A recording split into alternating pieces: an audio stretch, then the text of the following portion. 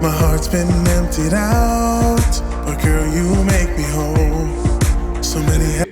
Hope you're all having a great day. It's your favorite love and life coach, Leonardo Cavalli, author of the book 24 and Divorce from Tragedy to Triumph. And welcome to Coffee with Cavalli, where we actually don't drink coffee, but we spill the tea on love, life, and legacy so that you can be happy, healed, and whole.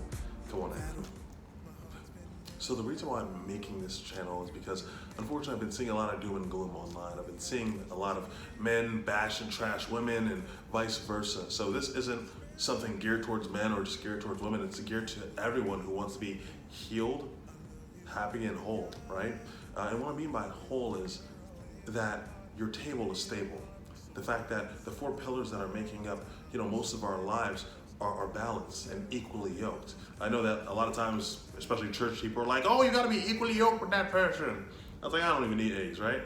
But when you're talking about equally yoked, it's meaning that you and another person are all the same level field, right? That both you have the same mindset. It's been said, how can two walk together if they don't agree? But the fact of the matter is that a lot of us have discord within ourselves. A lot of us aren't even equally yoked with ourselves, right? And what I mean by that is the fact that your body wants to do one thing, your spirit wants to do another thing, and if you're taking one step forward and one step backward, you're going nowhere. And that solves the problem for a lot of us who are like, I wonder why my life isn't going anywhere, week after week, month after month, because you're making compromises. You're not in tune even with yourself to be able to make proper moves forward.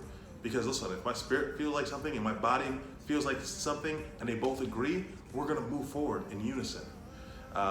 And like I said, that's what I want us all to understand, is the fact that we are one unit. So when I talk about those pillars to make sure your table is stable, I'm talking about mentally, I'm talking about financially, I'm talking about physically, and also spiritually.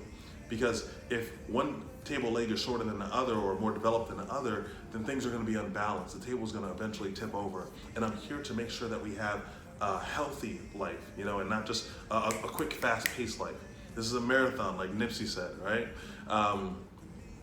And it's important to have that balance. I did professional fighting in the military, and the biggest thing that I could ever have is the balance. So when people were trying to shake me, it didn't move me because I was properly balanced. So when we look at those four pillars of physical, mentally, spiritually, and financially, you want to make sure those things are on a level playing field and that they're growing together within unison, within yourself as well. Otherwise, you can be like myself, who unfortunately got divorced, and then afterwards, mentally, I was all over the place. Spiritually, I was all over the place, and it bled into different areas of my life. But financially, I was just so focused on work as well that I was taking off, right? And that's where you catch people like me in the strip club when I'm spending $15,000 in a week doing stupid stuff. Now I'm all about giving back to the community. I know, yeah, let me say it again, $15,000 sometimes a week in the strip clubs.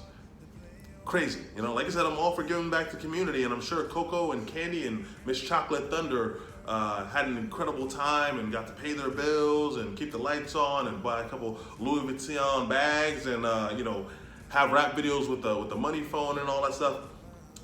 But for me, I was operating out of pain. I was operating out of hurt, out of anxiety, out of depression, out of fear, and I don't want you to be operating through that. Life's amazing. You just got to be able to look at it from a different point of view, to understand that bad things are not happening to you, but like how is this supposed to happen for you? How is this supposed to catapult you? Yes, unfortunately, I was divorced at 24. I'm 34 now. But if I were to look at everything in proper context, 2020, looking back on things, that was actually a major blessing. It looked like a setback, but if you live long enough, you'll realize that even those bricks that are being thrown you are actually a setup for yourself. So just keep living. Life is beautiful. Life's amazing. And like I said, I'm doing this because I want to make sure that you're having proper, healthy relationships. With a lot of the gentlemen that are out there, it seems like there's a lot of tricks and scams on how to get girls and sleep with them quick, and that's not longevity. That's not real life. That's a quick Friday night and then nothing. You spent a bunch of money, you got a girl, you smashed her, and what does that equate to?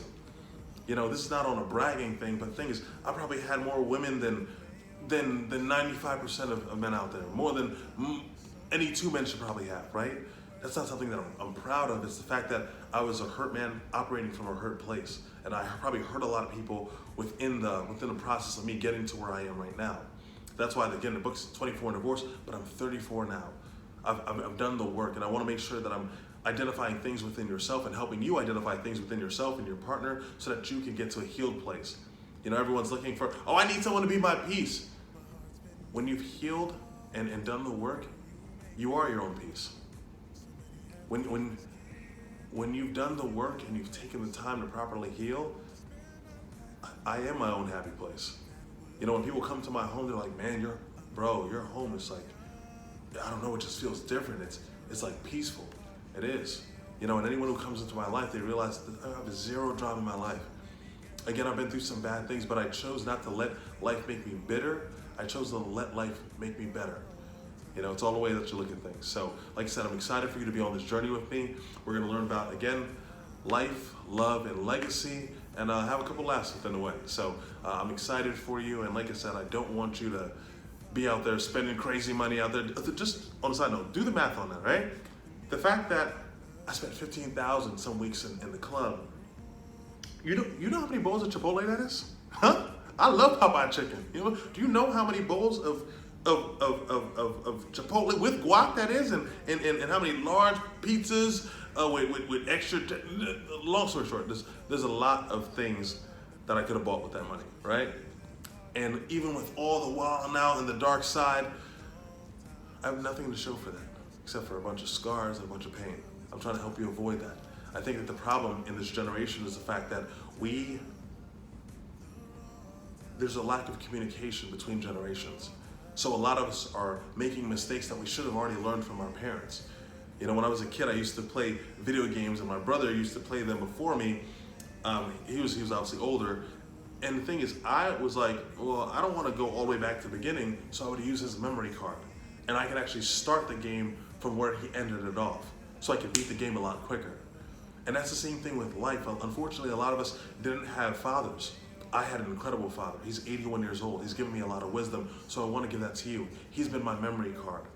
So again, all the things that he shared with me helped me to have life and start life at a way, way, way higher level than he ever could have. The fact that I was making the amount of money when I first started my first job that he was making at the end of his life was mind-blowing to him. He said, hey, what, how much money are you making? Eh? How much money are you making in America?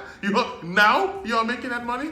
And I literally had to send him a bank statement. He said, oh, look, you come on, Father, look at this. Eh? This boy is selling drugs. Hey, your son is drug dealer, oh, drug dealer. Hey, Africa, Sierra Leone, if you're wondering. But all that to say again, life is amazing, love is amazing, and I want to put you in a healthy place to be again, happy, healthy, and whole. So I'm excited for this journey, and let's go have some fun. Subscribe, and also go purchase my new album and also my book off Amazon and Barnes & Noble. Again, 24 Divorce, From Tragedy to Triumph, and my album that goes with the book, if you like R&B and great quality music, is on iTunes, Spotify, but again, it's under King Cavalli, and that is the album called Wounded. So go get that, go support. I appreciate you all. Have a great day. Is it like good? How about now? How about now? How about now? How about now? How about now? Hey, how about now? Hey, how about now? Okay, I'm sorry. Can you hear me okay now? How about I've been drowning in deep, hey, oceans, oceans, and I've been drowning in these, hey, emotions, oceans, oceans of emotions. Okay, I'm ready. A face from you. I've been drowning in these oceans, and I've been dealing with these, emotions, oceans of emotions, oceans of emotions. I got all this pain though, wrapped up in the shame. I got a heart as cold as ice. Those girls play their part, then play your heart. So I've been solo a long time. So many girls.